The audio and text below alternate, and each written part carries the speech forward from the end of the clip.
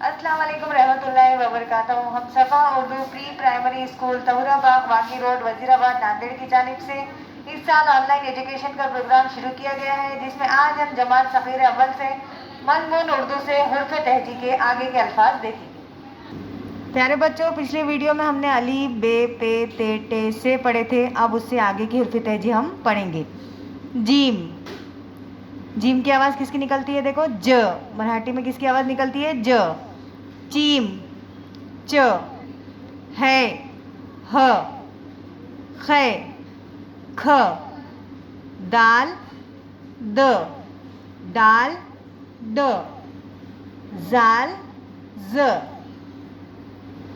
Gym, Cheam, है, खे, दाल, डाल, जाल।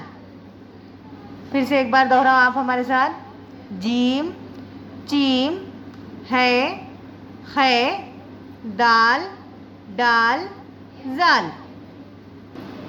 प्यारे बच्चों, इस वीडियो को देखो, हुर्फ तहजी के इन अल्फाज को याद करो। सफ़ा उर्दू प्राइमरी स्कूल के चैनल को सब्सक्राइब करो, लाइक करो, शेयर करो, ताकि नए आने वाले वीडियो की नोटिफिकेशन आपको मिले। नेक्स्ट वीडियो में मुलाकात होगी। अल्लाह हाफिज़।